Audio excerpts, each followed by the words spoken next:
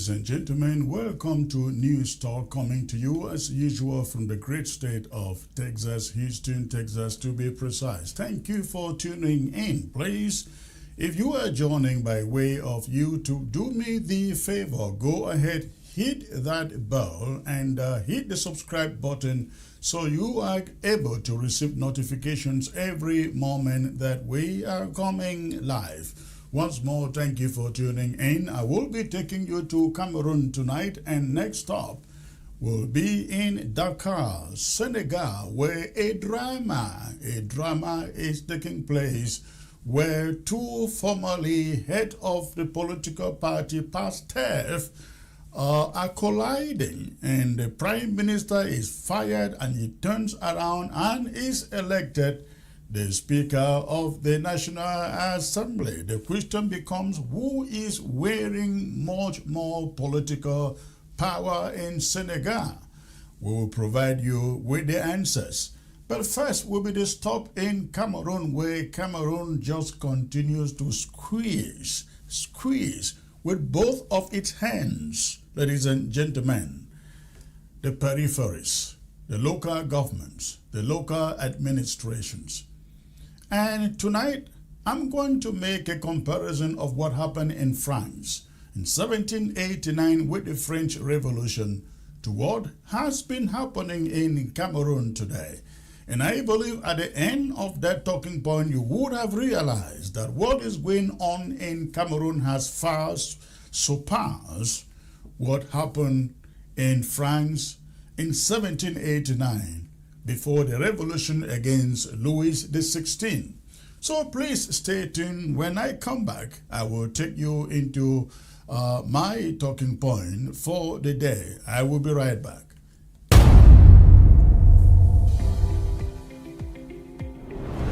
Don't be left behind.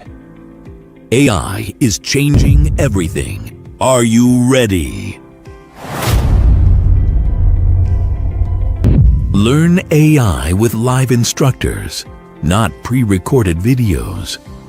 Become a certified AI engineer. Position yourself for high-paying global opportunities.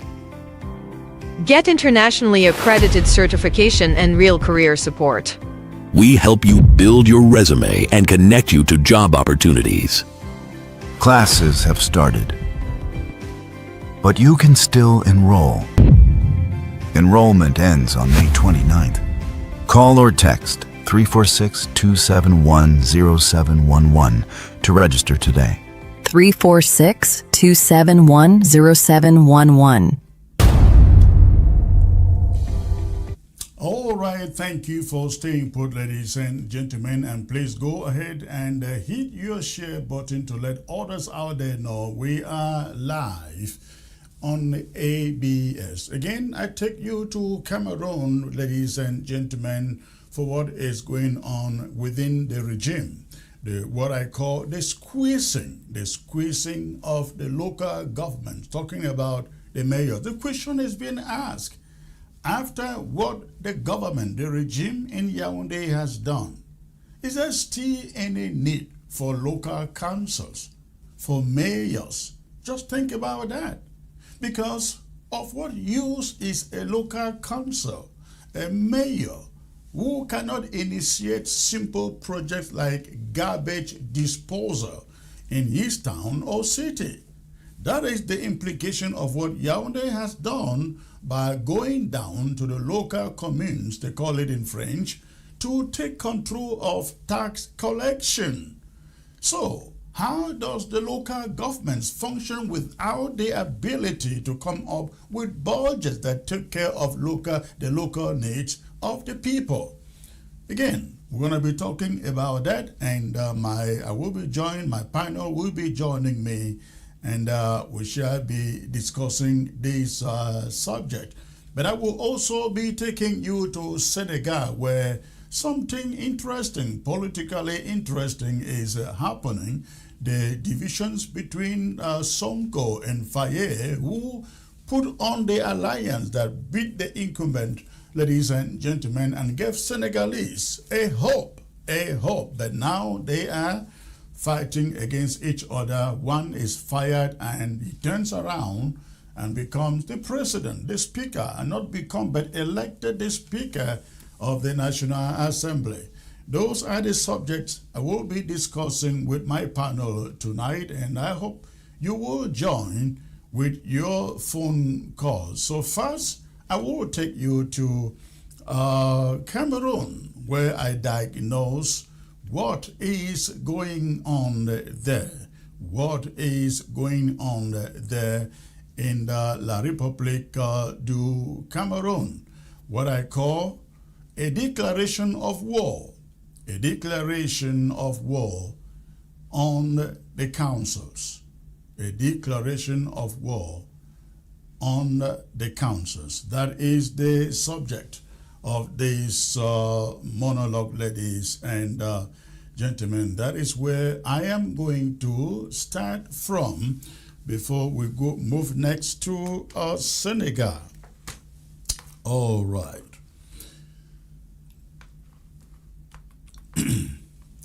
There are moments, ladies and gentlemen, in history when a government becomes so arrogant, so disconnected from the suffering of its own people that it begins unknowingly to write the script of its own resistance. France did it in 1789. Cameroon is doing it now. The parallels are no longer symbolic. They are frighteningly real. In 1789, France was a powder keg. The ancient regime under King Louis XVI had become an arrogant, centralized, absolute monarchy, disconnected from the suffering of ordinary people in France. The elite at the Palace of Versailles lived in extravagant luxury, while peasants faced crushing taxes, food shortages, and famine. Taxes were collected ruthlessly by the crown and its agents, with little accountability or return to the regions. Power was hoarded in the capital. The people had no meaningful voice. This systemic injustice exploded with two iconic moments. Number one, the storming of the Bastille on July 14, 1789, a symbol of royal tyranny, a fortress prison where the king arbitrarily imprisoned critics. The people of Paris attacked it, not just for weapons, but as a direct assault on centralized operation and unaccountable power. Number two, the March of the Women on Versailles, October 1789. Thousands of market women, fed up with hunger and the elite's indifference, marched to the palace, demanding bread and forcing the king and his family back to Paris under popular pressure. It marked the moment ordinary citizens, especially women, inserted themselves into history. These events were triggered by taxation without representation, elite capture of national wealth, and the refusal of the monarchy to share power or deliver basic services. The Cameroon of today is a sharper version of France in 1789. And yes, in several painful ways, Cameroon in 2026 is arguably worse than France in 1789. Like pre-revolutionary France, Cameroon suffers from extreme centralization in Yaounde.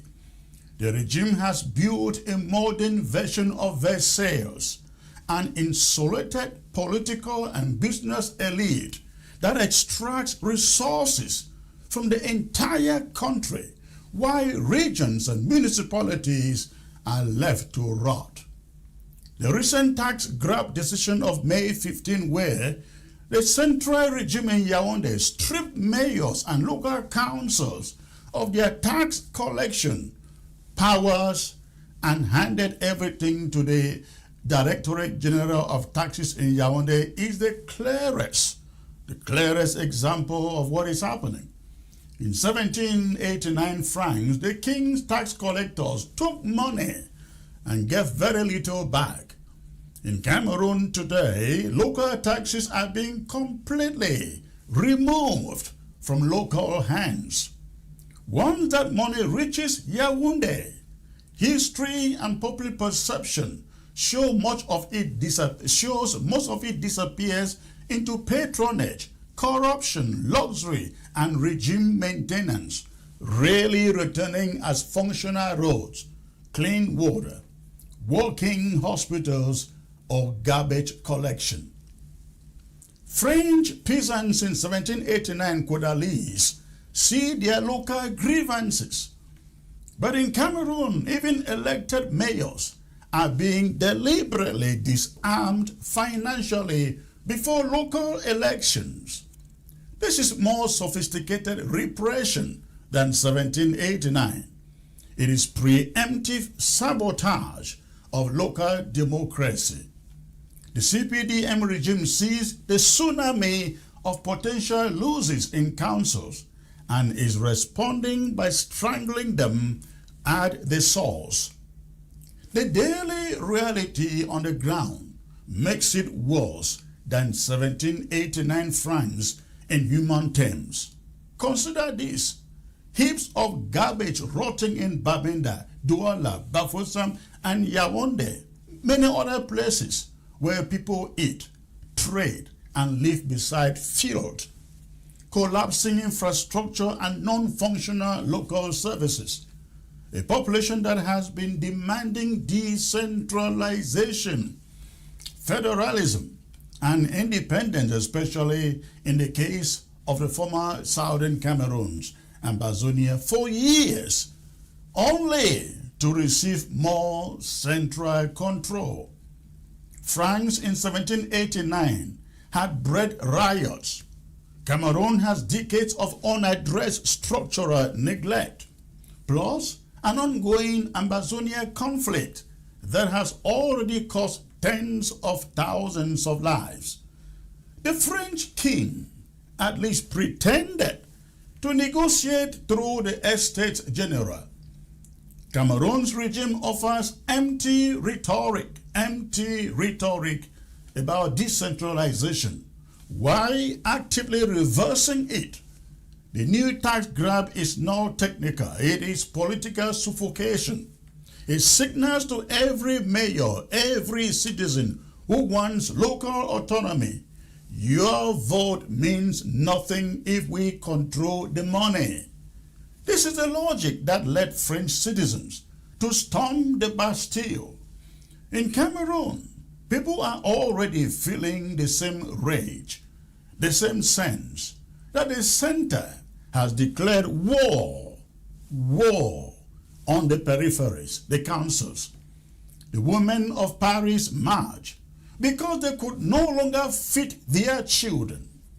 In Cameroon, mothers watched their children grow up in cities drowning in garbage and decay, with no local authority in power to fix it.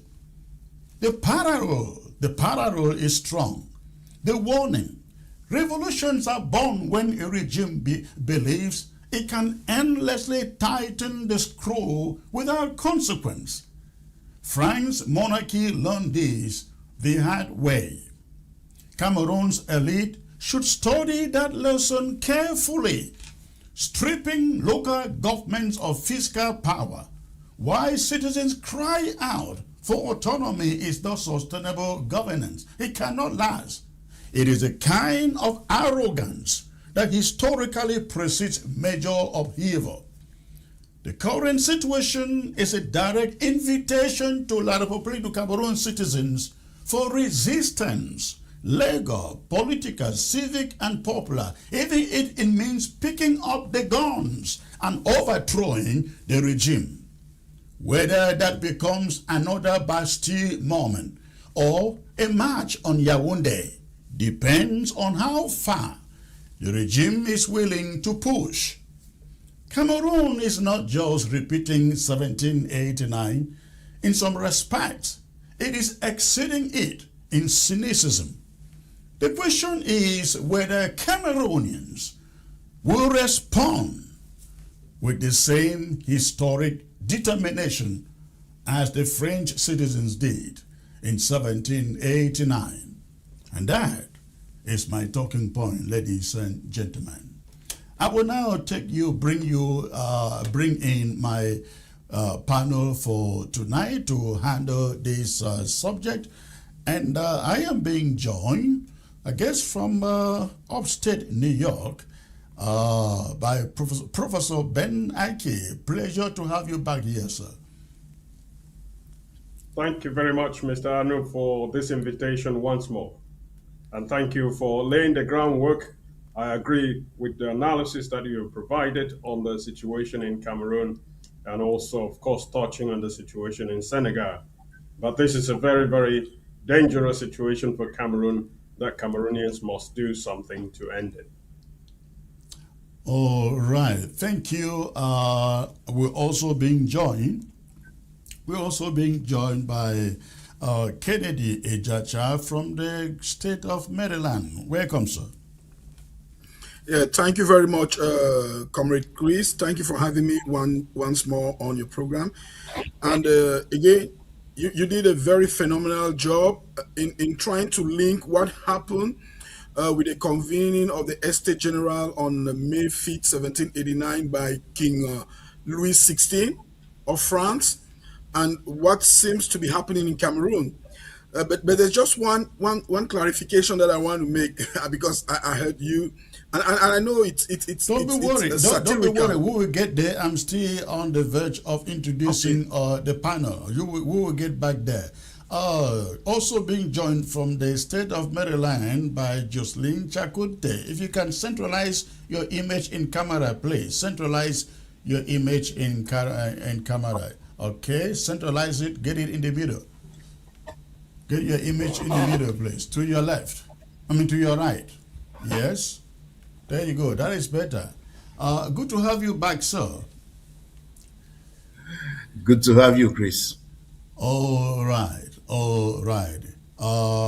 Again, ladies and gentlemen, let's do justice on this subject. It just appears that the regime in Yaounde has locked its ears, essentially cutting it to the lamentations of the people out there.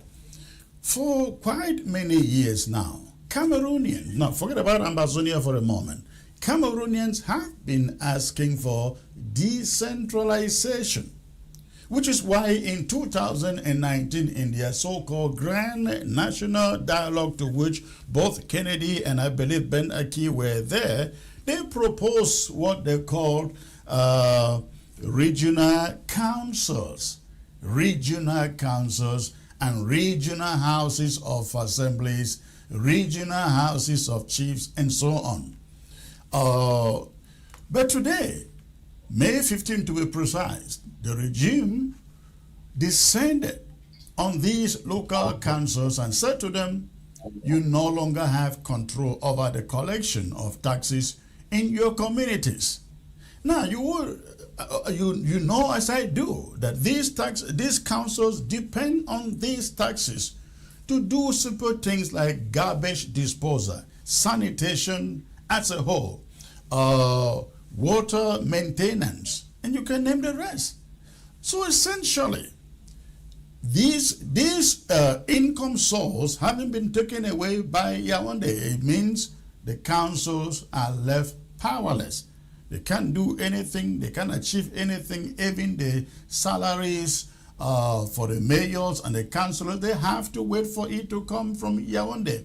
So my question is, how do you operate a council if you can't make a budget because you don't know what is coming to you? You cannot calculate a budget based on what FACOM collects from your municipality because they are not going to give it to you.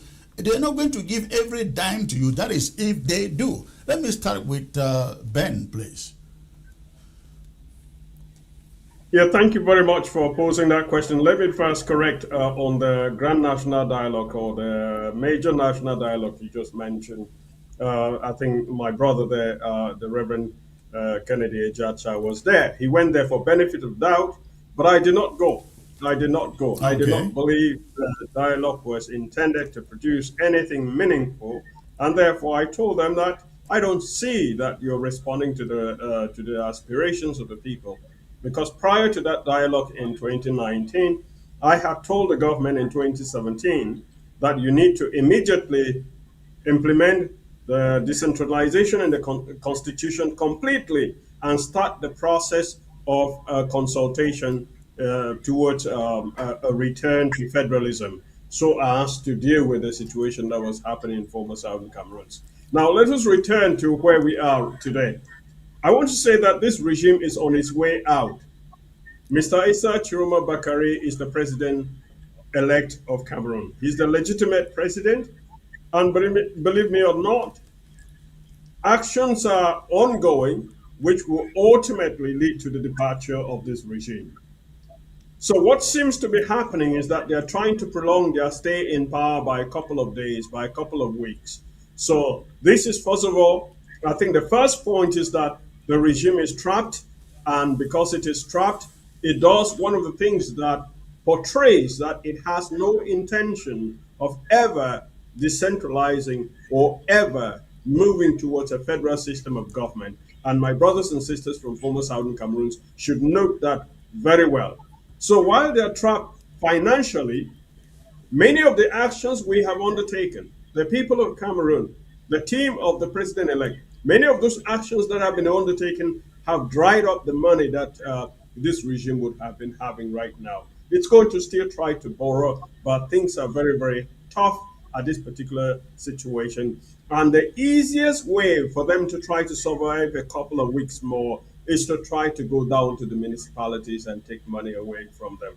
Now, of course, you touched the other point that they are probably thinking ahead to say that if we succeed to pacify the people of Cameroon, if we succeed to demonstrate that we can steal an election, we can change the constitution, we can do whatever we want, vous allez faire quoi? If they can demonstrate that Cameroonians are so pacific and they are so peaceful and they are so fatalistic that they cannot rise up to it, then of course you are right that they are already planning ahead that if there's going to be municipal council election and some opposition parties win some of these councils, they will have to win the councils and be at the mercy of the CPDM cult. It's not a political party, it's a cult. They will be at the mercy of the government in place because for them to do anything in their locality, they will have to petition their centralized structure, which will then be under an imposed president on the people of Cameroon. But God forbid, I think the signs are there. We will have them kicked out, and Mr. Issa Chiroma Bakari will take his rightful place as the third president of Cameroon and the first to be elected by the people of Cameroon. All right, we are going to come back to that point of Issa Chiroma going back because that has become kind of redundant in people's ears that Issa Chiroma is going back. Let me get to Kennedy. So the question remains, what is the essence of local councils, local governments that has no ability for a budget? Should they not just be scrapped? They already have their divisional officers, right? Their gendarmes, their police. The divisional officers who are already paid from Yaounde can run the councils. They don't need a budget. They just sit there and wait for Yaounde. So why should those councils not just be scrapped? Because the mayor has to wait for Yaounde to be paid. And I don't know what they can do at the local level without a budget, sir. What is your thought on this? Yes, Comrade Chris. Now, let's be clear about this. It's a bad situation in Cameroon that has just gotten worse. So let no one think that we are trying to compare something good that they're trying to spoil. It's already a bad situation. Yeah. What's happening in Cameroon is it's almost unique in its genre. And the attempt to decentralize Cameroon, I talk about decentralization, was just a farce. Because at the end of the day, when we look the structure, the governance structure in Cameroon, it's a deconcentration. And when we talk about deconcentration, it's just the same arm that extends itself to the rest of the country, but it's the same arm from Yaoundé. So they are just redeploying themselves in a way that, as Professor Benaki said, in a way that may give them some more survival. It's a redeployment. It's nothing strange. That's why we keep clamoring for genuine change in Cameroon, genuine decentralization through the mechanism of federalism, because that's when we would get to the point where we would achieve a self-reliance, autodetermination by the people in Cameroon. It's not going to create any impact what has happened with regards to the comparison with the French Revolution, when Louis XVI convened the General Estate on May 5th, 1789. I think that was the date. So those who went in, the clergy, the commoners, were people that were convened to come and talk about the future, were people that were being impacted. But when we see what's happening in Cameroon, most of those mayors, first of all, they are usurpers. Most of those mayors that are there were put by the regime. So they owe everything that they have to the regime. That's why they're not going to budge. We would have expected that they would be the first to come up and condemn this coup d'etat of the local communities, local collectivities in Cameroon. But it's not going to happen, because these are people that the government had put there. So my biggest concern is, what are we going to do, we the people of Cameroon who are being sidelined by this regime? What new strategies do we have that will force the regime to relinquish power? Yes, the regime is on one limb, and it has been on one limb for, I would say, 36 years now, or to be more pragmatic, for 34 years, since 1992, when they lost the elections, and 2018 they lost another election. Just recently, 2025, they've lost another election. They're still there. So this government does not fear election within the context in which Cameroon is operating now. So nothing that they're doing is in calculation of them losing any elections, because they are very sure that whenever they convene the elections, it's still going to be the same thing. But the greatest asset that we have in Cameroon is a popular uprising. If we don't preach popular uprising, there is no other alternative that will bring down this regime, just as there was the uprising during the French Revolution. Now, we should be careful. The regime knows very well what happened. Just as Mr. Chris, you are able to read and analyze the French Revolution, they also have that information. They know what to do. That's why they will never make the error that Louis XVI did. They will never convene an ex-state general in Cameroon, because they know what can happen. They tried it in 2019, and no matter what they say, it was a big mistake for them, because their bad faith has been proven time and again. So we just have to wake up and not wait and see. Wake up and act, not wait and see. Because if we wait and see, we will see the same thing that has been served to Cameroonians for the past 43 years by the totalitarian regime of Mr. Paul Biya. All right, stay put in there, comrade. Let me take Jocelyn to the garbage cities of Cameroon. Look at these images, gentlemen. This is Bamenda. This is Bamenda. You are looking at this in the Bamenda. Look at that. Look at the garbage there. in the city. If you go to Douala, this is Douala now. This is Douala that you find there. Yaounde has no difference, which also you're going to see. That is Yaounde. You can literally see people walking by covering their nose just for the stench of it, and that is still Bamenda Commercial Avenue.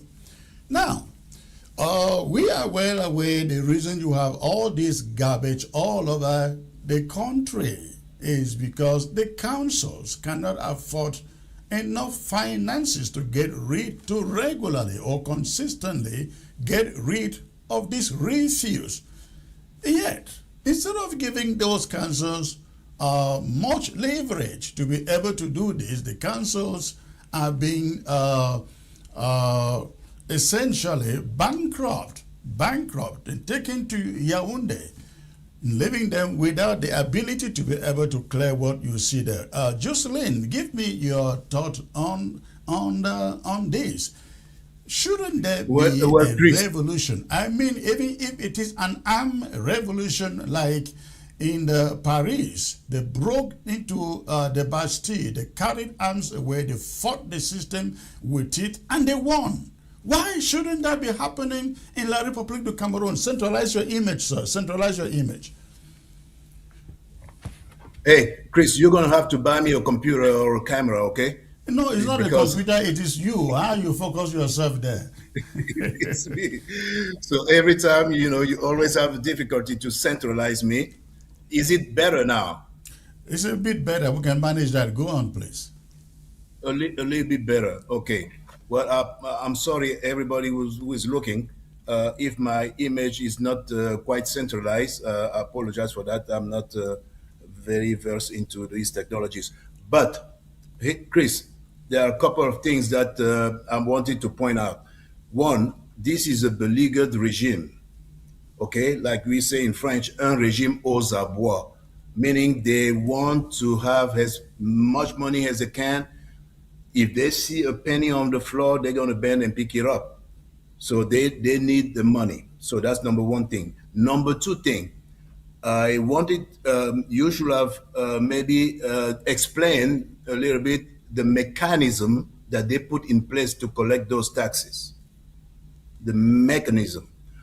I understand that the FECAM and the centralized government in Yaounde will not actually send people on the ground to collect the taxes. No, you are correct. You are correct. But let me make this. Okay, no, let me then land. Let me tell you where I'm going with that. Okay. So they're not going to send.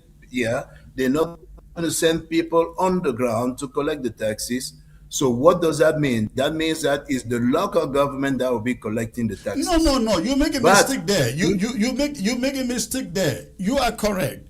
They are not sending people from Yaounde to go to Bafut, to go to Chang and collect taxes. However, you know that the declaration that came out was a joint declaration from Motaze, the Ministry of Finance, and the guy and the Ministry of so-called Decentralization. It was a joint communique. Now, what that means is that both of these ministries have their subdivisional or they have their sub-delegations in each council.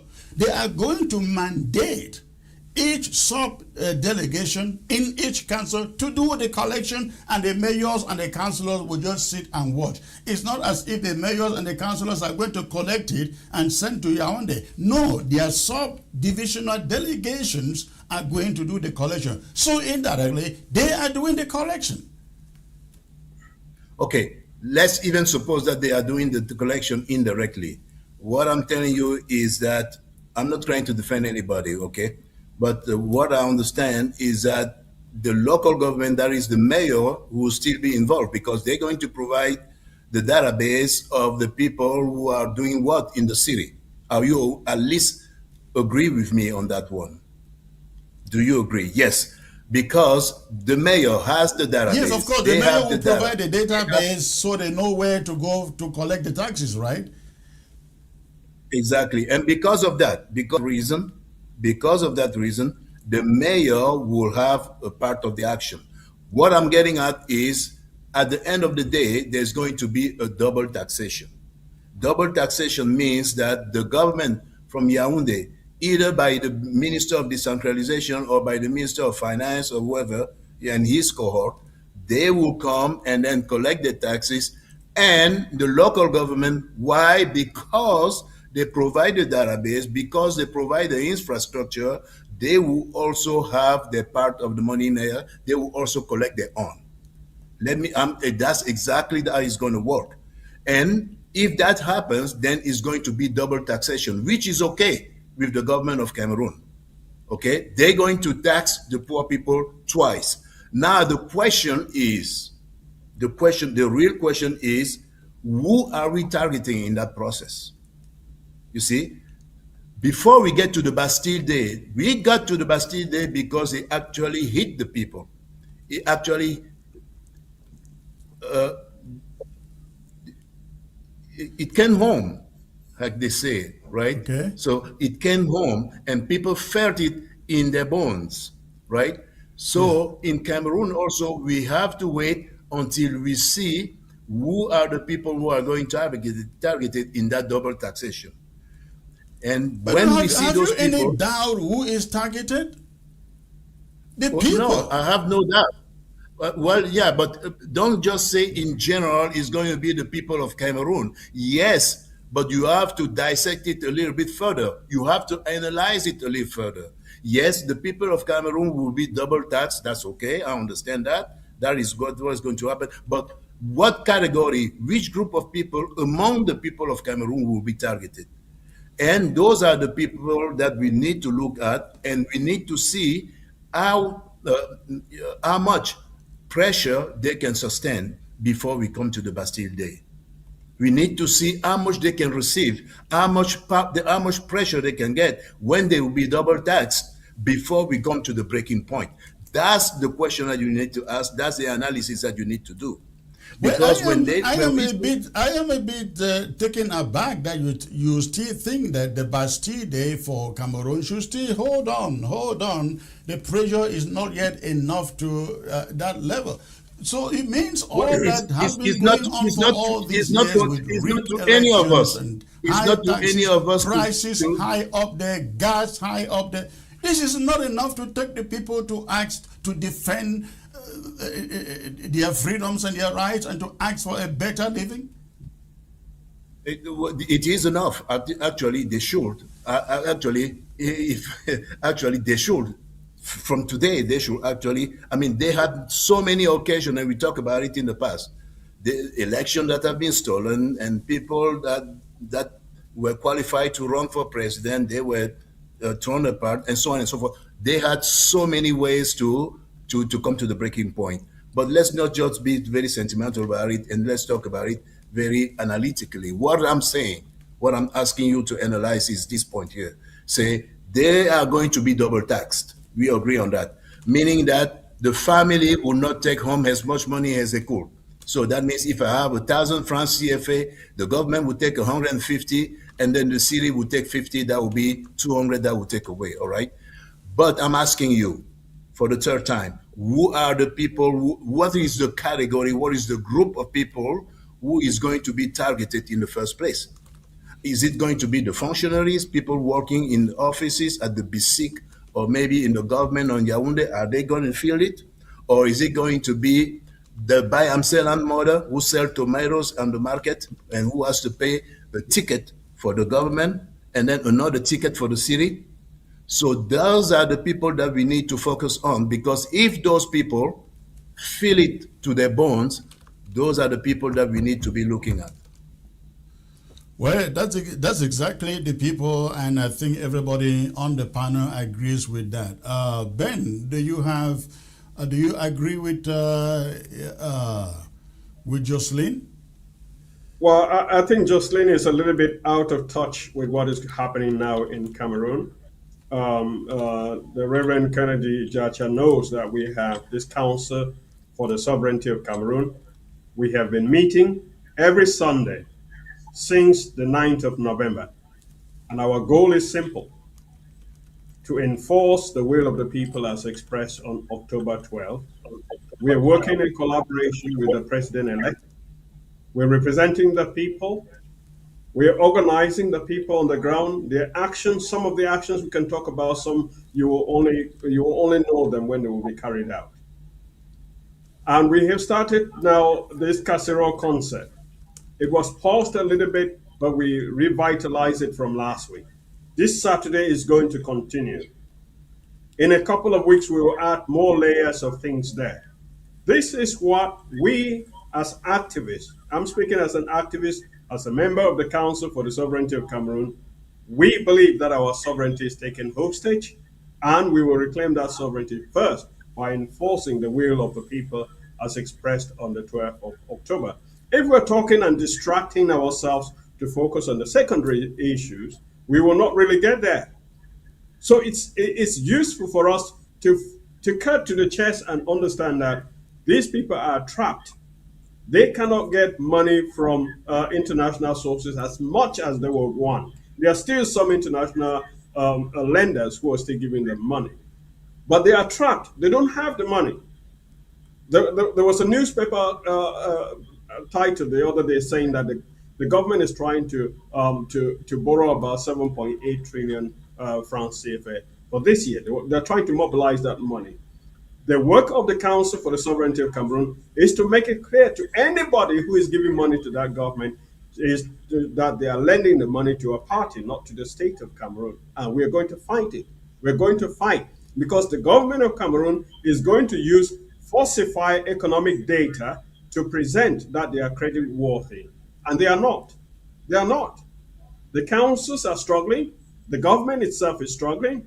And then our brother is saying that let's first ask the question, who are the people who will be affected by this before we can know how to mobilize from there?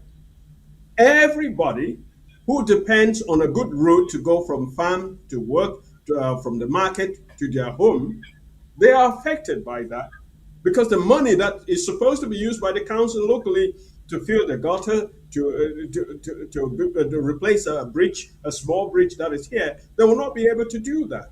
So immediately the people are impacted. It is up to us.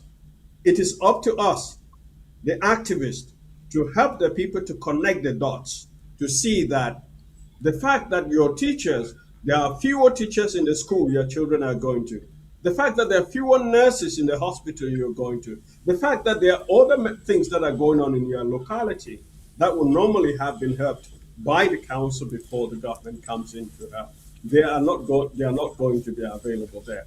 So let's not go to any secondary analysis of what is going on in Cameroon. Cameroon is facing an electoral suspense. The legitimate president is not the one carrying out the duties, and the usurper has even tried to tweak the constitution to eliminate the people from a process of power transfer.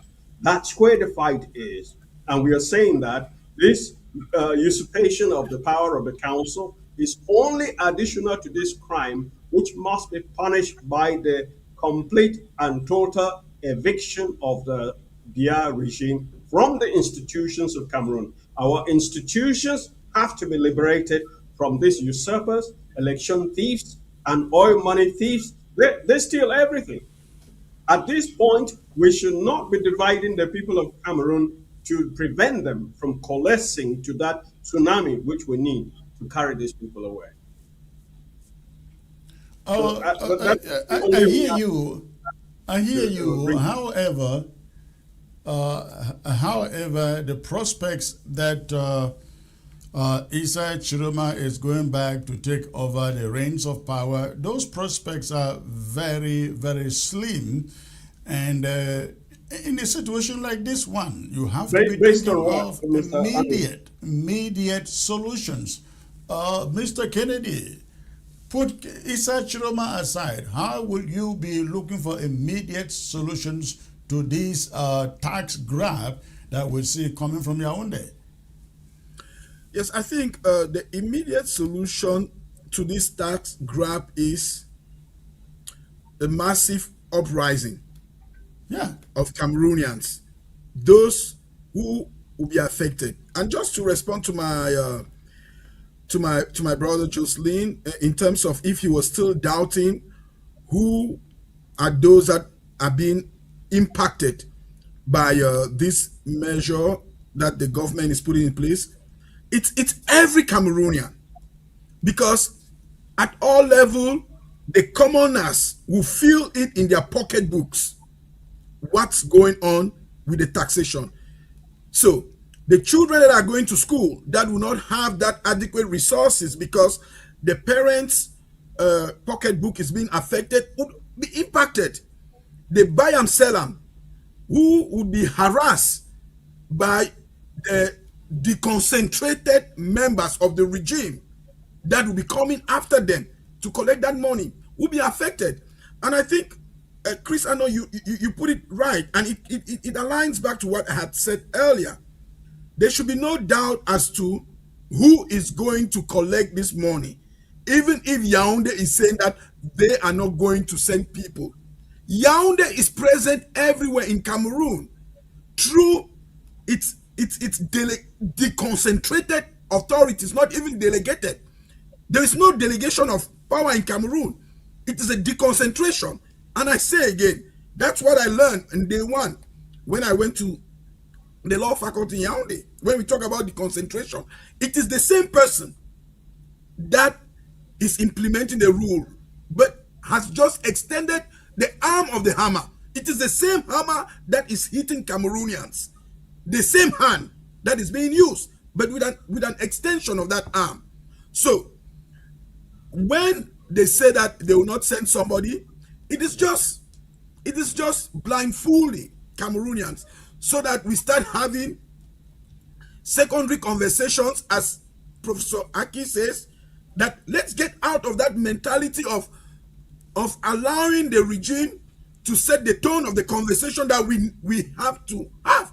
Because now it seems like we would move to have a conversation around who is going to collect that money, just because the regime has said that they're not sending somebody, they will not send people from Yaounde, and then we start having that conversation. Now the regime already have people that they have appointed from Yaounde who are there to implement the instructions from Yaounde, and you have those people from the divisional officer, the senior divisional officer, the governor, even the district officer. So Cameroon is very atypical in its way. They say they want decentralization. They say they want what you call it, but at the same time, you are having these administrative authorities that were appointed. What is their role? You have a mayor, like in my village in Gi, there is a mayor and there's a Joe. What's the role of the Joe when the mayor is there? What's really the role of the Joe? If it's not to nag the people and to tell them that, oh, it's Paul Biya that has appointed me here. Or on 20th May, when he sits, he says, and it's clear, they say it. Why should we doubt them? Let's believe them when they say it. When they say that I am Paul Biya here. So anybody that does not respect me is disrespecting Paul Biya. That is the mentality of deconcentration, not even decentralization. Cameroon has not even gotten to anywhere close to decentralization, because when we talk about decentralization, there is an effective devolution of power from the central administration to the local administration, local authorities. There's that devolution of some competencies, but there's no real competency that has been devolved. Now, what they had as a little leverage was that part of the taxes that they collected and kept theirs, because that was the leverage that they had. That, okay, you collect the taxes, you know what should be yours, you just keep it and send to us what is our portion. Now the worst even is with the southern Cameroonians, mainly the northwest and the southwest. How are we going to deal this? So will they be affected in the same manner as the 8 other regions with this new law? Because this law comes to squash anything that could have been an imaginary special status even. Because the only leg on which the special status was standing was that aspect that they say, okay, you can collect your money at the local level, keep your portion, and then send us. But now that Yaounde is going to take back all that money and then redistribute, we will go back to the level of redistribution. That has been a very critical problem in terms of maintaining the national cohesion of Cameroonians because of all these white collar thieves in Yaoundé. Because it's not even corruption that's going on, it's thievery. Thievery, ce sont les bandits, as they will say in French. Because corruption, even again, there's some technicalities in corruption. There is some restraint in corruption because you have to convince somebody to corrupt him. But at this point, they don't even convince Cameroonian. They just steal. Like at gunpoint, they say, give it to me, even when you don't want to give. Because with corruption, the person that you corrupt tacitly agrees to it somehow because you've convinced them in a certain way. But in Cameroon, that's not it. Those guys in Yaoundé, those thieves in Yaoundé, they don't care. And then now they are the ones that are going to collect our money entirely. This regime it's even on a half leg. It's a wall that is rotten, that everything should be done to push it down. And this is the time. So we have to support every effort. I mean, I'm a little bit excited now with what's happening, even the conversation that you have from Issa Chiroma's camp. There's some sort of genuineness to it that I had not seen in the days of Camto Maurice. I had not seen that genuineness, that effervescence that is there. And I give respect to those who, it's true. They might say it's a pipe dream, but it's a dream, nonetheless. So if we can help them and to enlarge the pipe to a tunnel so we can see the end of the tunnel, so be it. But at the end of the day, there is some genuine conversation that's going. We just hope that this, the Chiroma team learn from the Camtos team, its inadequacies, then we make correction and mobilize the Cameroonians. So let's not just have talk, because 8 years from now, 7 years or 5 years from now, we would have to go back to the drawing table. But I don't wish that to the Cameroonians, that we can say again that 5 years from now, we would still have to be dealing with this regime. Because every one day that goes on with this regime there in Yaoundé, it's a nightmare. So to wish Cameroonians even 1 year under this regime, it's to be heartless, and I don't want to be heartless. Let me direct this question to both Ben and Jocelyn. You have parliamentarians, senators, mayors, councillors, civil society activists in that country. Isn't this the moment that these institutions should step out and say, you know what? Because think about it, these chiefs, when budget meant for development is taken away from your communities, they got nothing to show. The same thing with the senators, the parliamentarians, the mayors. Isn't this the time they stand up to the same government and say, no, you've done every other thing, but this one is a no-go area? Do you see them doing that, Ben? No, let me go with Jocelyn first. Ben, Jocelyn. Well, Chris, we had many of those opportunities many years ago, and we didn't move on that. See, that's the thing. Because if you asking that question today, we have parliamentarian chief and mayors and everything.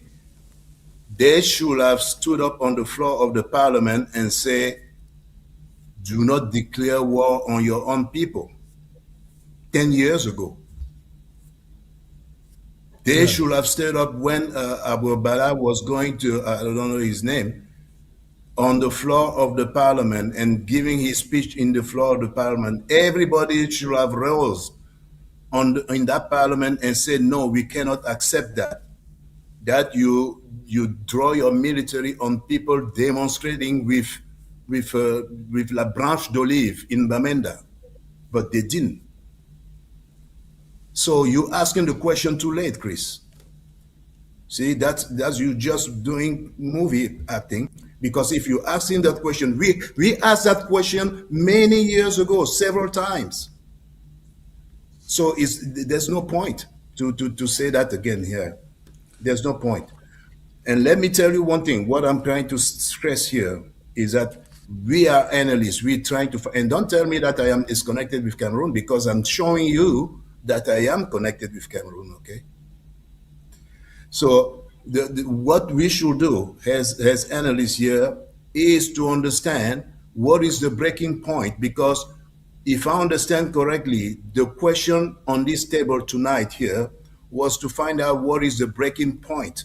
What will take the Cameroonian to rise as one person and go like the French to the Bastille Day? If I understand, that was the question, right? So that's the question, okay? And then, and to answer that question, I simply say that we had so many occasions to do that. We had, the people killing people in Bamenda. We had Kamto being denied to run. We had this and this, so many things.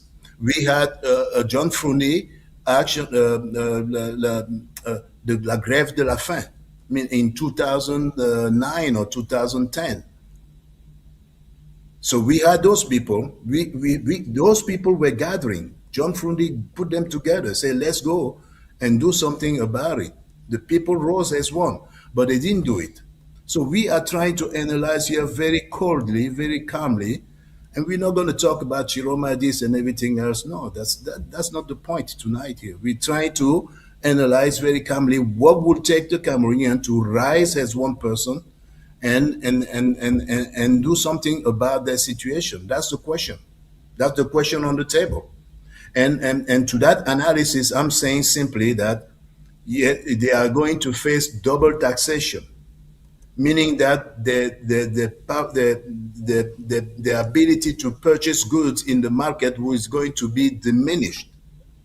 So the question is, who is going to feel the brunt of that pressure?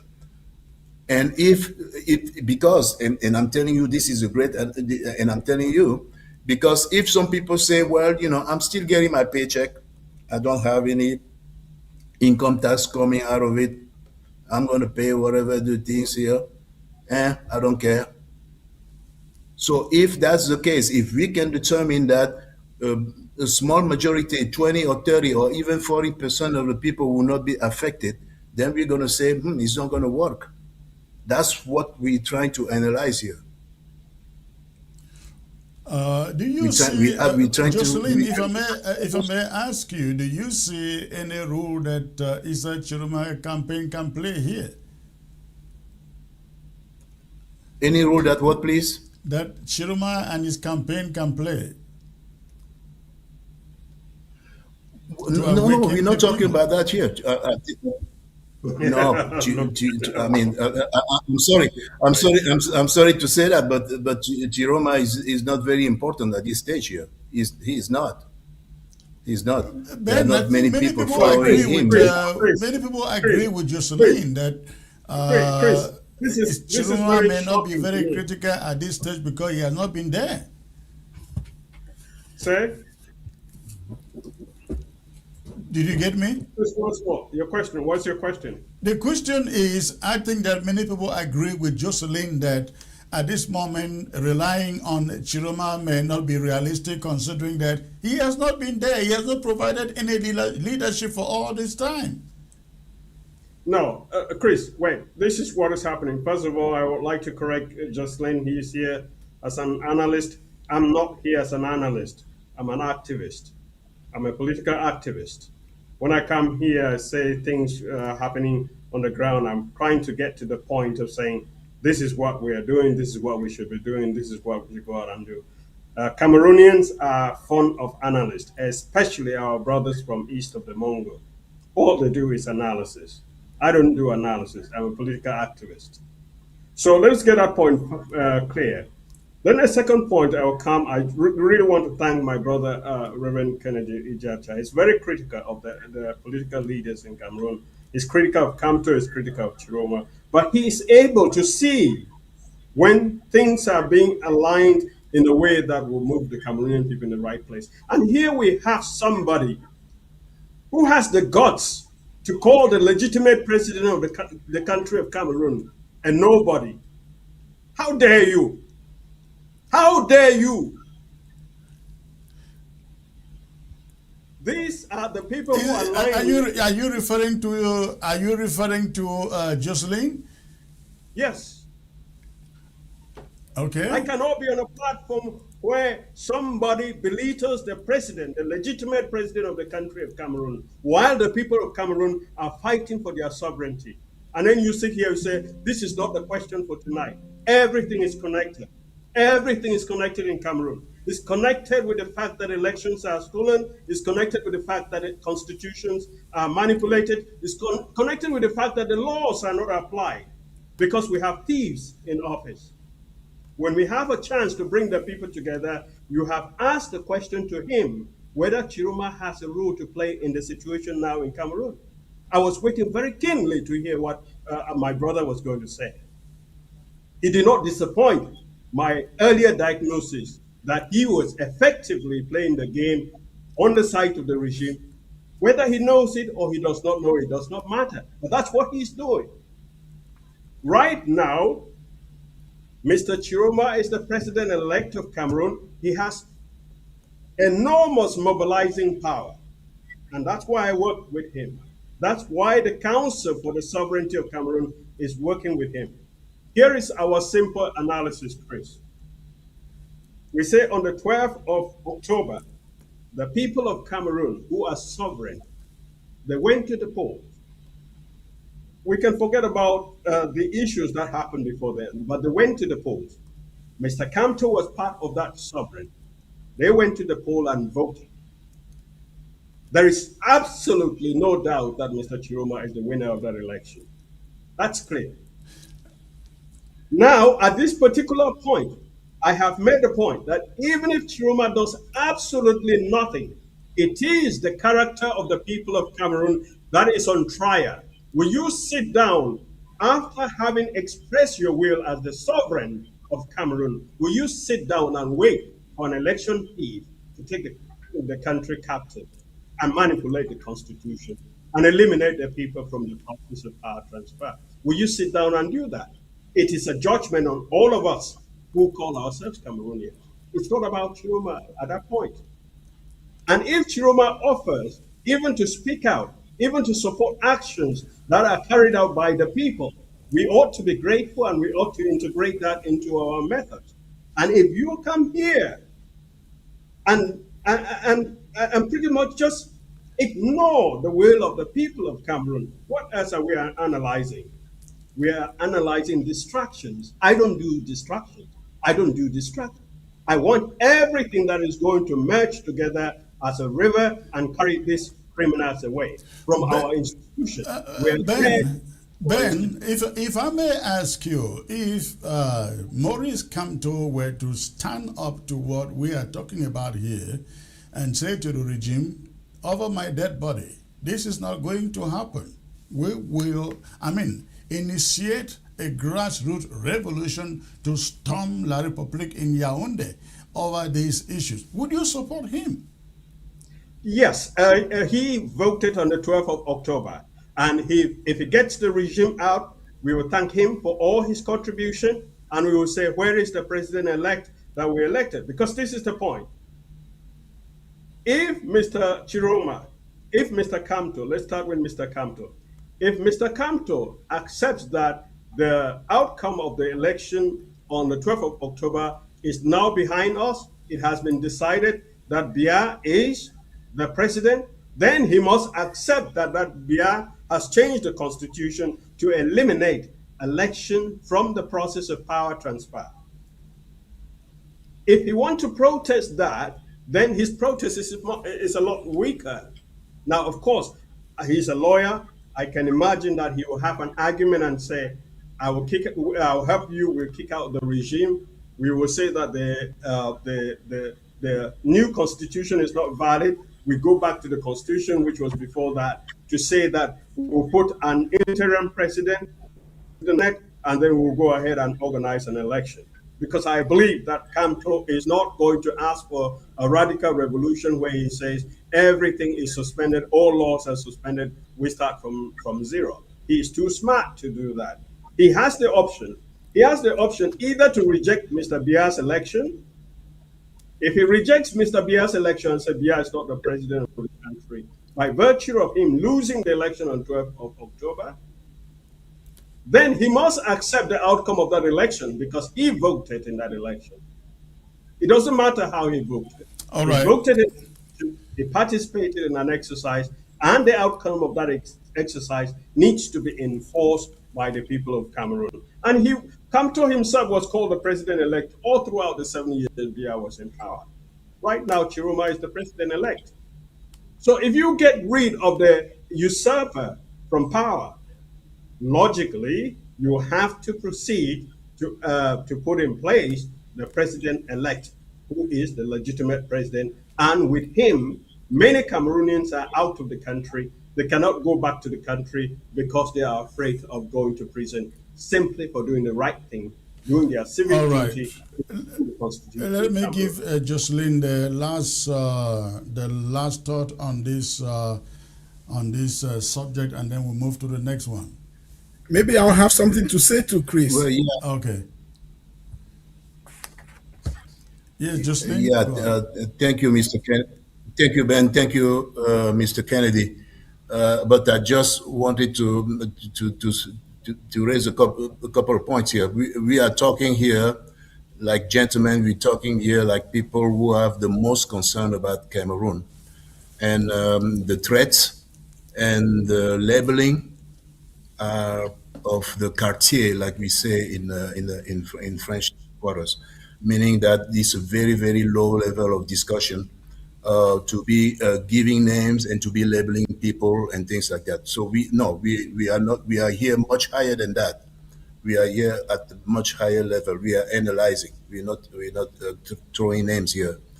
So question like, who are you to do this? Those are things that people in the Pol Pot regime in Haiti do to scare people. As soon as you walk on the left side of the road, who are you to walk on the left side of the road?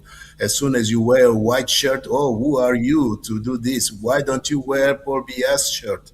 Because if you don't wear Paul Biya's shirt, then there's this.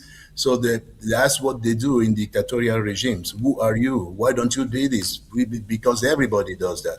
So Chiroma can be the president-elect, but there could be one person, a singleton, who can say, I don't agree with Chiroma. So that's acceptable. That's mathematics. There's not, there's nothing wrong with that. Now, having said that again, the point that I was trying to make tonight is that we all agree that the regime in Yaounde is not the right regime, that Cameroon deserves better. We all agree that they've been in power for too long, that Cameroon deserves better. I, for one, can do that. And I have more scars on my skin than all of you combined to show that that I've been in that fight and I've been in that struggle. And again, I have more scars on my skin than all of you combined. I don't think So so. there's nobody who can, well, okay, fine. Go So on so anyways. it's okay, go on anyways. So the point is we want the regime to go, and tonight was not talking about the regime. We were invited here to talk about what I call the double taxation. Cameroonians will be very, very unfortunate because they're going to receive the money that the family take home is going to be diminished, and we're very, very sorry about that. And the question that Chris raised was, is it going to take us to the brink? Is it going to take the Cameroonian to a point where they're going to say enough is enough? I'm making my money, but then the government is taking all my money. I've had enough. It is time for me to stop here. That was the question. And my answer to that is, I do not know. We're going to have to wait and see who is directly affected with that double taxation and how it's going to play out. As simple as that. That doesn't mean that I'm not I am supporting the double taxation. Please, it doesn't mean that at all. I'm just coldly looking at the facts and analyzing it. That's all. All right, Kennedy, please. Yes, I mean, I clearly understand the concerns that are being raised by my brother Jocelyn. And when it comes to Professor Benaki, I also understand his passion, his enthusiasm, and where he's coming from. Because now, the goal of the regime in rigging the elections of October was that very soon people will forget about it. They'll forget who the winner was. And then they'll go back to business as usual. So, in as much as, you know, we want to move on, but if we can act differently this time, if we can give to the government the contrary of their expectation, I would like that. Just the fact that, you know, Chiroma and his team, and that's where they amaze me, because they are holding on to the fact that they won the elections and they are working and they're planning and they're preparing. Only, I mean, just that messaging in itself helps to galvanize people, and it helps to play in the psychic of Cameroonian that, okay, it's not just business as usual, that there's some serious people who recognize that they won an election, and if Chiroma is not in Yaounde, it's because of the regime. It's because of what the regime is doing to all of us. And the hope is that he goes back to Cameroon and then take his seat. I hope that for him, because though he seems to be serious about it, but previously, and I mean, I'm very analytical. As Professor Aki said, I'm critical of Chiroma and as well as I'm critical of Kamto. But I want to see genuineness. If we go back to 2018, at this time in 2018, the struggle for the elected president had shifted grounds. It wasn't as firm as it is now from the person who was supposed to be the elected president. I remember on the 19th of November, in a massive rally in Douala, the person that had just been plebiscited a couple of weeks will be the one to tell people to not demonstrate without authorization. I mean, it's there in record. The video is there. Just weeks after you declare, people come out, and the language of the regime is that people should not demonstrate without authorization. And you tell those people not to demonstrate. That was the biggest demobilization that occurred. So some people did not capture that moment. I captured that moment, and it carried me throughout the 7 years before the October 2025 elections. That's why many people do not understand my radical stance in terms of I don't believe in this. But I'm looking at Chiroma right now. Across the board, you see the people, you see consistency, you see seriousness, even from Chiroma himself. If he's faking it, then he's faking it in a very scientific way. I give it to him. It means he has played over my intelligence. So that's why we say it's still possible that the windfall of the October 2025 election becomes a reality. That's the only legitimate ground that we have to actually contest the regime of Mr. Paul Biya. That's the only legitimate ground. That's it. Beyond 2025, we got nothing else, because everything that preceded 2025 was swallowed in 2025. Don't be left behind. Thank you. All right, gentlemen, stay put in there. When we come back, I will take you to Senegal. You already know what is happening in Senegal. Let's have some conversation on that subject. Stay put, please.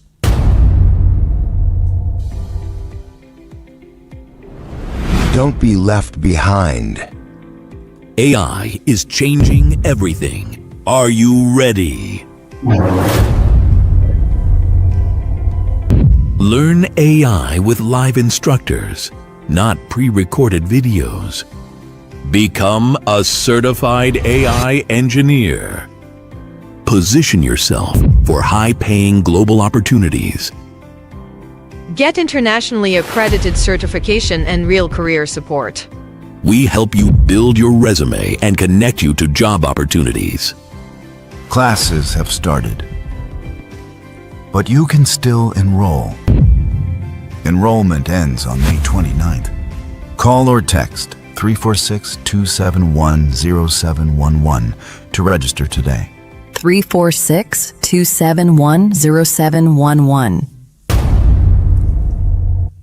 All right, ladies and gentlemen, thanks for staying put. At this moment, I am taking you to a developing story in Senegal, where the president recently sacked his prime minister, and in what people have described as a mistaken action.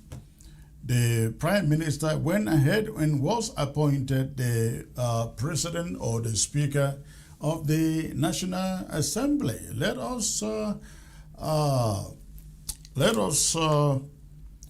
have some analysis here on what is going on in Dakar, Senegal, between these two leaders. Senegal is witnessing one of the most dramatic political reversals in modern West African politics. A stunning fallout between President Bassirou Diomaye Faye and his longtime ally Ousmane Sonko. A split that is rapidly reshaping the balance of power in Dakar. What began as simmering tensions inside Senegal's ruling PATEF movement has now exploded into open institutional rivalry. President Faye's decision last week to fire Sonko as prime minister and dissolve the government was supposed to consolidate presidential authority. Instead, it may have handed Sonko an even more dangerous political weapon, that is, control of parliament itself. The roots of the conflict had been building for months. Though Faye and Sonko rose to power together in 2024 as symbols of anti-establishment change, the relationship increasingly deteriorated over economic management, debt restructuring, IMF negotiations, political funds, and growing suspicions about ambitions for the 2029 presidential race. Sonko, more radical, nationalist, and confrontational in style, reportedly grew frustrated with what many in PATEF view as Faye's more cautious and technocratic approach to governance. The breaking point came amid Senegal's worsening debt crisis. International lenders, especially the International Monetary Fund, were demanding reforms after revelations that Senegal's debt burden was far higher than previously disclosed. Sonko openly criticized approaches associated with International Monetary Fund-backed restructuring, while Faye appeared increasingly inclined towards economic moderation and investor reassurance. What has shocked many Senegalese observers is not merely the firing itself, but what happened after. Within days of being dismissed, Sonko maneuvered himself into the position of Speaker of the National Assembly after the previous Speaker stepped aside, as if it was an arrangement. Backed by PATEF's parliamentary majority and his still enormous popularity inside the party base, Sonko was elected Speaker in what many analysts now view as a direct counterattack against the presidency.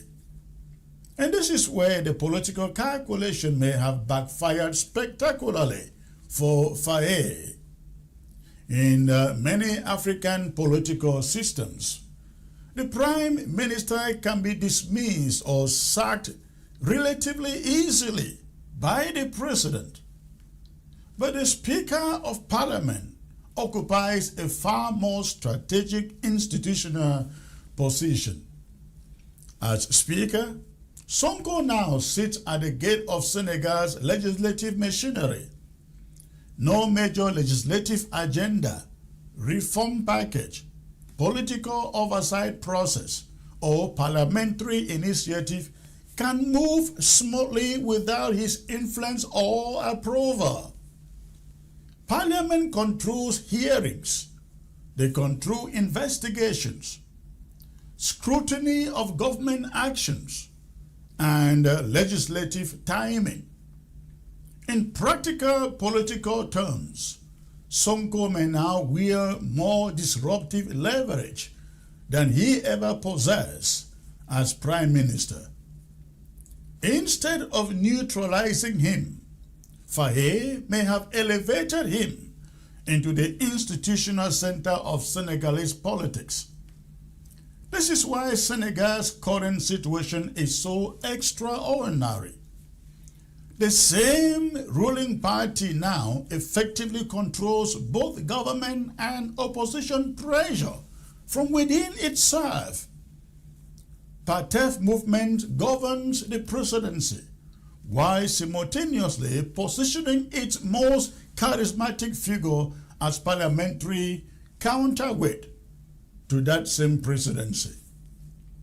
The deeper danger for Faye is political legitimacy. Sonko remains the emotional and ideological heart of the PATEF movement. Many supporters still view him as a true architect of Senegal's political uprising against former President Macky Sall. Remember, it was Sonko's disqualification and imprisonment that forced PATEF or the PATEF party to present Faye as the alternative presidential candidate in 2024. In the minds of many grassroots supporters in Senegal, Sonko remains the movement or the party's spiritual leader. That means every disagreement between the presidency and parliament could now become a public test of loyalty inside the PATEF party itself. Will lawmakers obey Faye, or will they rally around Sonko? That question now hangs heavily over Dakar. Sonko has popularly tried to downplay fears of revenge politics, insisting Parliament will not become a weapon against the presidency. But few observers believe the rivalry is truly over. His election as Speaker is widely interpreted as a warning shot, proof that he still commands the movement's or party's political machinery and grassroots loyalty. For Senegal, the implications are enormous. The country is already battling inflation, debt pressure, investor anxiety, and rising social expectations after PATEF's historic rise to power. Political paralysis or institutional warfare between the presidency and parliament could destabilize reform efforts and shake confidence in what was once viewed as one of Africa's most stable democracies. What makes this story so remarkable, ladies and gentlemen, is that Senegal's crisis is not being driven by opposition parties. It is being driven by two men who once stood shoulder to shoulder against the old order and who now appear headed towards a dangerous struggle for the future direction of the Senegalese state. The irony may ultimately be brutal for Faye. In trying to weaken Sonko, he may have accidentally transformed him into the single most powerful political actor in Senegal. And that is my talking point there. Let me bring back my panel for tonight. Ben, let me start with you here. You've been following these developments in Senegal, I guess, and what do you make of what is happening there? These are two fellows who came together like brother and brother, and shook the country, drove out the old order, took over power, and Senegalese were rejoicing, and now the fight is now between the two of them. The same party, the same leadership. Do you think that Faye made a mistake by firing Sonko as prime minister? No. Chris, no, I think he did the right thing. I think this is also a testament to the maturity of the Senegalese political structure. You remember that Macky Sall himself was the prime minister of Abdoulaye Wade, and he became president by opposing Abdoulaye Wade, who was trying to get a third term. So this is the standard practice that happens now in Senegal. I think that this is to the benefit of them. Let me just give you my understanding of the situation. I think that Diomaye Faye is doing what Senegal needs to be doing at this particular moment, and Sonko is a little bit more activist, and he's providing the kind of counter weight which will be useful for Diomaye Faye to negotiate with IMF or to negotiate even with investors. And my understanding is that the new person who is coming as the prime minister is more technocratic and more aligned with the president. He is from the Central Bank of West Africa, the Colonial Frank Bank out there. But so he has experience as an economist and banker, and he is positioned in this situation to help Senegal. Because, Chris, let us keep in perspective what is happening. Before the election, the government of Macky Sall said the tax to GDP ratio of Senegal was about 74%. But after the new government came to power, they carried out an audit, and the audit revealed that the tax to GDP ratio of Senegal is actually about 132%. That means higher than the GDP of the country, which caused the IMF to freeze a loan, to freeze part of the money that they were supposed already to be using. They have already budgeted that for some particular uses, servicing other debts and doing other things. So 1.8 billion is being withheld by IMF to say, I gave you this money on assumption that your economy was better. Now I know better that your economy is not that great. Tell me what you're going to do to make it become healthy again.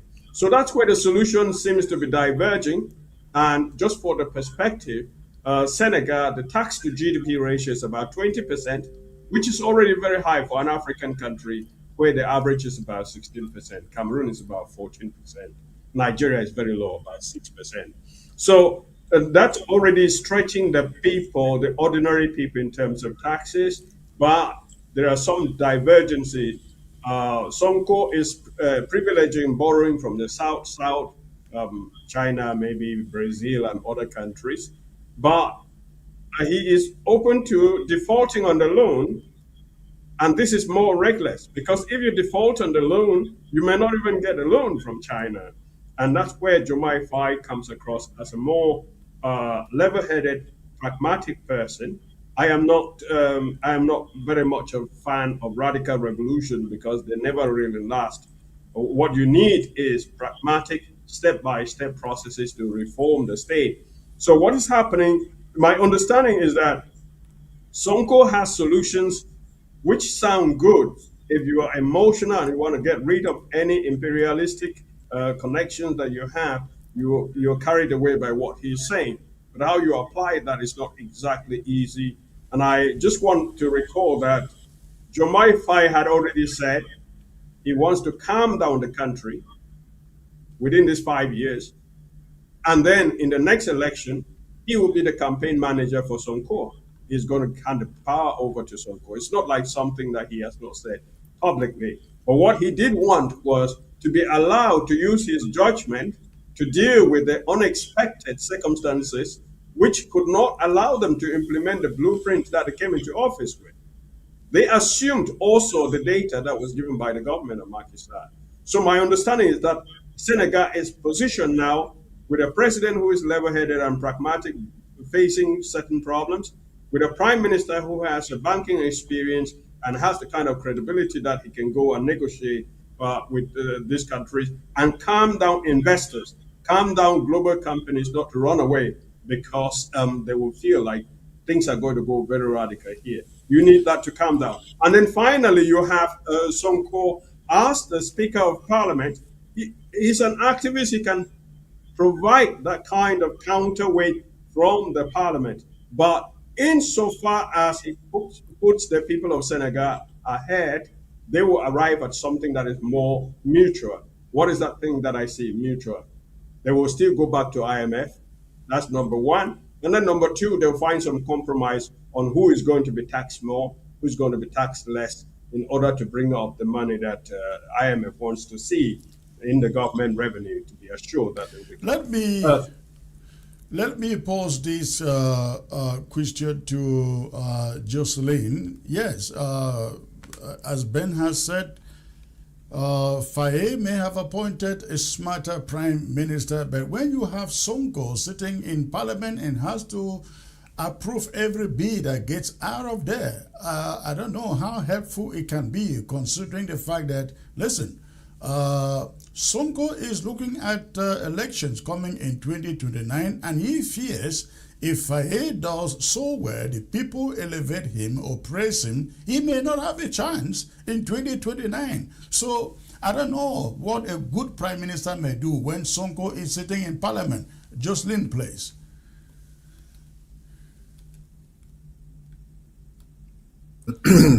Concerned about posing the question that way, because if we keep talking about African politics as a question of personalities, of X versus Y, and I'm the president, you're the president, we will never progress. That is it's no longer a battle of ideas. Right?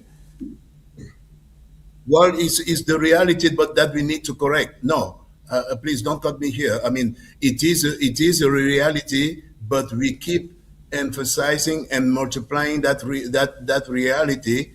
And that is not going to change. That's not the way we're going to be doing politics successfully in Africa. It's not a question of personality. Now, we need to come back to understand that the crisis in Senegal. We need to come back to actually the campaign that Sonko and Faye waged. They waged a campaign.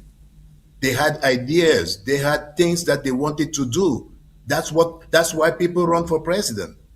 They don't run for president because I want to be John. Because I'm John, I want to be president. No, it's not me. It's what I want to do. It's my program.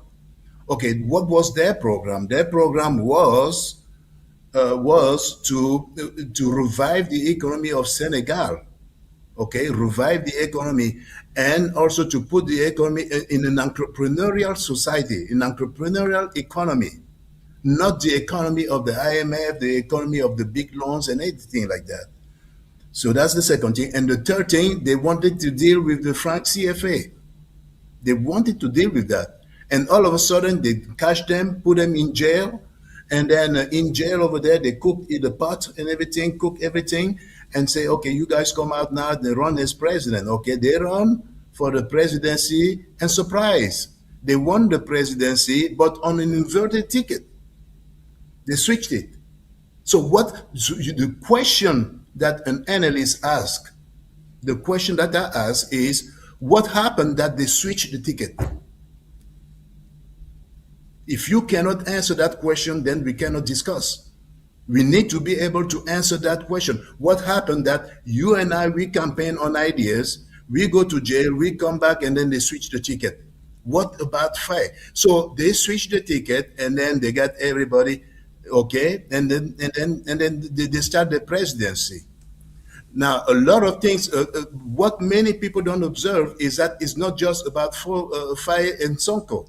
What is happening behind the scene? They have to nominate a minister of foreign affairs, minister des affaires étrangères. Who is she, Yasmin Faure?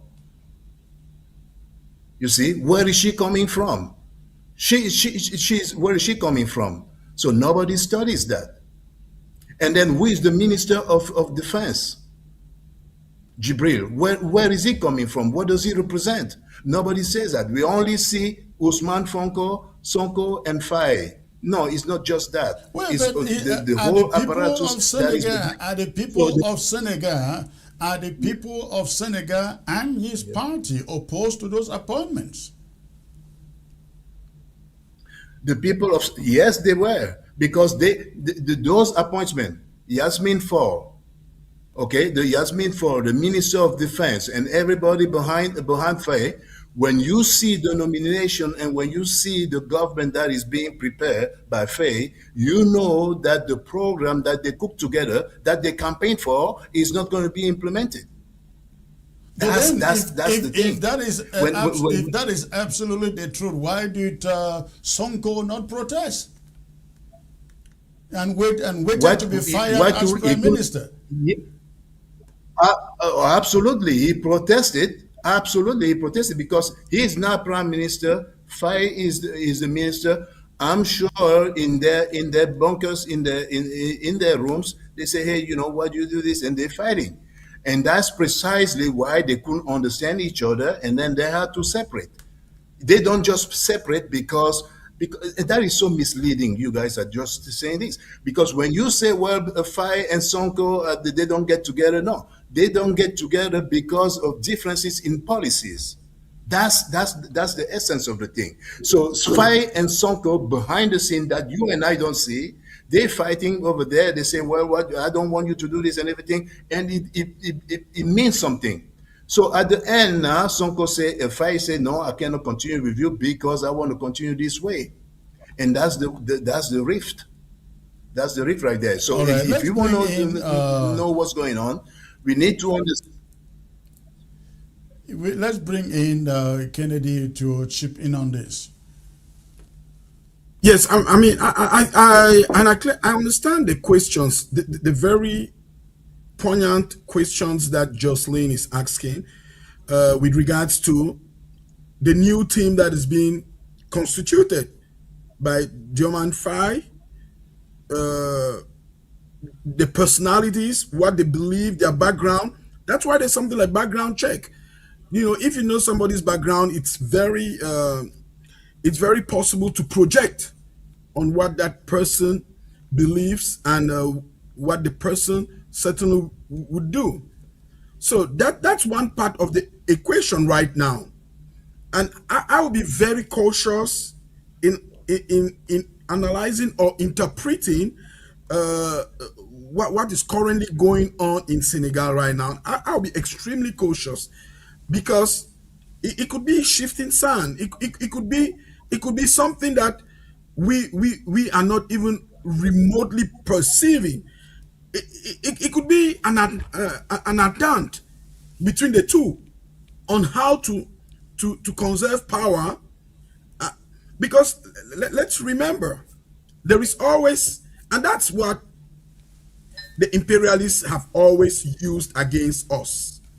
So if we come to the point where we can use that also against the imperialists, that's good. Because when you see the way the imperialists are outliving our expectation of them being the masters in our continent, then you understand that there's something deep that's going on there. Because at the same time that they control the system that is in place, the governing system, the imperialists also control the narrative within the opposition, or at least do everything to control the narrative within the opposition. So, is this not a strategic move from Sonko and Faye to make sure that they have full control of the narrative with regards to the politics in Senegal? That could remotely be possible, because I would want to see what will happen in the days ahead. Sonko has moved from the Prime Ministry to the National Assembly, which is a position of strategic importance, considering that he becomes the heir apparent in Senegal right now. In case of should anything happen, he becomes the president. Whereas when he was prime minister, that was not a possibility. So, are they projecting that things may turn sour? Do they all want to? Are they planning to go ballistic against the imperialists, which now might put Fai's life in danger? So, should Fai be attacked? Should the system crumble? The only way the system cannot crumble is that they have control of the credible alternative to Fai. And the only way to get control of the credible alternative to Fai is to be in charge of the apparatus that produces that credible alternative. So there is that part of the equation that I'm trying to juggle with.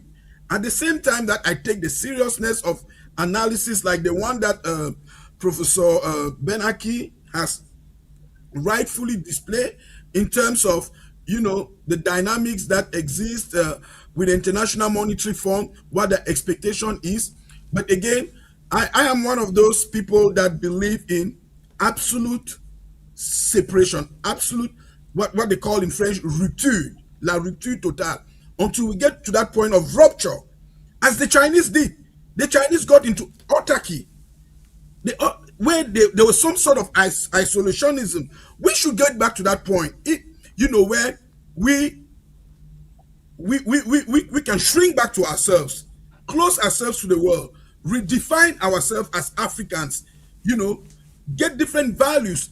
Because the IMF, the IMF, it's not going to help us in any way. Let's remember that Cameroon got introduced into the IMF with a structural adjustment program in 1987, and that was the worst thing that ever happened in Cameroon, because when they came in Cameroon, the structural adjustment program attacked social programs, education, healthcare, and did nothing to enhance manufacturing. Instead, they kind of like stretch our dependence on the Western world, the kind of economic structures that they put in place. And the IMF has always been doing that. They're not for us. They lend money to us at very faraminous interest rates that we have to pay back. So the IMF is the banker of the Western world. So they can never be for our interest. So when we're dealing with the IMF, it's a cancer that needs to be extirpated. That's what I believe. I believe in that. If we come to a point where we have to cut off completely with the IMF, go into isolationism, suffer it for some generations, so that maybe we'll spring up as China did. Those are some good examples that we can take. So, to conclude this Usman Fai issue, for me, it could be some strategic movement in anticipation of things that could happen. But let me also look at this angle, and I pose it to all of you for just, please, try to get it on 50 seconds, each of you. Consider this. If Faye and Sonko can sit down and Faye repeat the promise, listen, I am handing over to you in 2029. Let us have a smooth administration because it is the same party. Do you see a collaborative government between parliament and the president, irrespective of what the IMF is asking for? No, Ben, let me start with you. 50 seconds, Ben. Well, I think there's always going to be some tension. I think tension is good as long as the people, the good of the people is at the center of their work. I see that, but I don't know whether you want me just to add a few things to what was said before here. One is the ticket was switched. Sonko was the visible leader. Fai became the candidate, but we should bear in mind they were not elected on a passive ticket. Fai was an independent presidential candidate, so we have to keep that in mind. So there is a mutually beneficial thing there. If Fai had not become a candidate, if he had not been elected, Sonko will probably still be in prison or will still have his name blotted from having to participate in the election. And the government of Macky Sall would have put somebody there. So they are aware of that mutually beneficial move that Faye, as an independent presidential candidate, he won. Yes, the program that we're going to implement was PASTEP, which is revolutionary. We can praise that. It's Pan-Africanist, whatever that means. Does it mean nationalism? Does it mean continental nationalism? These are things to work out. But when you come to something like a CFA, yes, the commitment, even in Cameroon, we want to get rid of that money, but not so fast. That is why even Traore and Simi Goita, they have not been able to get rid of the CFA because it's easier said than done until you get the politics right and get your economy right. I would say don't go dancing with the CFA as your first move. With the IMF, okay. All right, thank you. Jocelyn, please, 50 seconds. Let's call it a night. Oh, yes. I would think that it's just going to be a waste of time. It is unfortunate that they're going to waste another 5 years fighting against each other. And another thing is, I didn't quite study the constitution of Senegal, and we should bear that in mind. That is certainly not the constitution of the United States, the great country we live in. So when we talk about Sonko from the position of force, of power, like you say, it's not a position of power. It's not the position of force. Okay, it's an African country. So the parliament doesn't have any power, just based on that. So if it was like the United States, then we could say that. We could say, yes, there's a position of power. He can counterweight a balance of Faye. But it's, and again, I apologize, I didn't quite study the constitution of Senegal, but I can take, my guts is telling me that is not a big deal. It's not a big constitution that gives the president of the parliament a lot of power. So effectively, it's Sonko who is going to be driving the ship over there. And again, and what I'm saying simply that it's going to be a waste of time because you know they're just going to be bickering each other, and then at the end of the day they're going to say, yeah, I'm looking for 2029, you're going to run, and then they're going to talk election after election after election. We want to talk about development, but they talk election, and that's a waste of time. That's not good for Africa. All right, but talking development, election, creating the certainty of who takes over in 2029 is to create stability in the current government to be able to deliver. That's why I think that is important. But let me go to Kennedy for his take on this. 50 seconds, please. Yes, without having much knowledge about the constitution of Senegal, but if I have to look at it from a point of relativity, I would think it probably might have some good points in terms of the balance of power. So where it curtails the power of the executive. If that were not the case, what is his name? The guy that was just before, Macky Sall. Macky Sall would have had his way. So let's remember that Macky Sall, his powers were checked from an institutional standpoint. So there was some counterbalance. So I know at one point it was the Constitutional Court or Supreme Court, I don't know how they call it there, but it was a court of law that curtailed him. And also at the level of parliament, he had some pushbacks. But there is something that is even telling right here, where you can see that the authority of the president is not so preponderant in Senegal as we might think. Even here in America, I might be tempted to say so. Donald Trump might even wield more power than Faye wields in Senegal, because you cannot, in the American Congress, pass a law right now that Donald Trump does not subscribe to. You see what I'm talking about?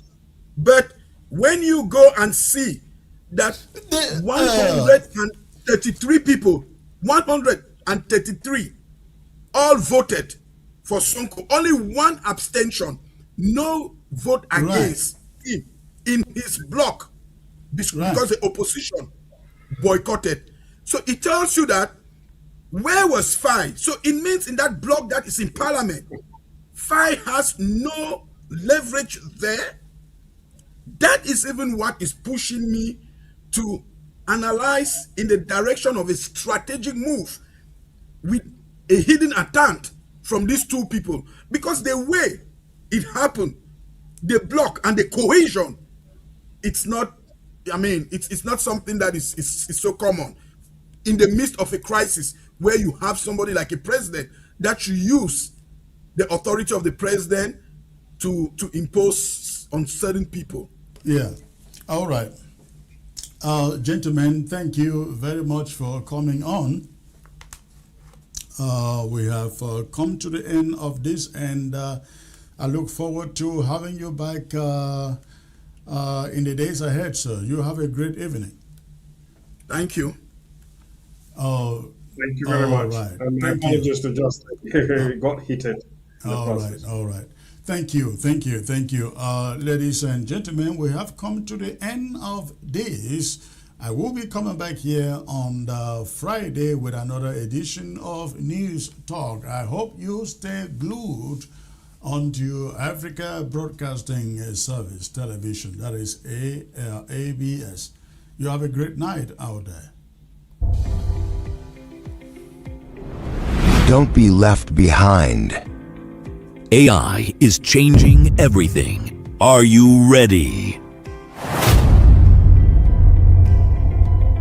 Learn AI with live instructors, not pre-recorded videos. Become a certified AI engineer. Position yourself for high-paying global opportunities. Get internationally accredited certification and real career support. We help you build your resume and connect you to job opportunities. Classes have started, but you can still enroll.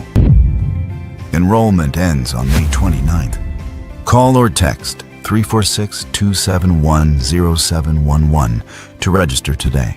346-271-0711.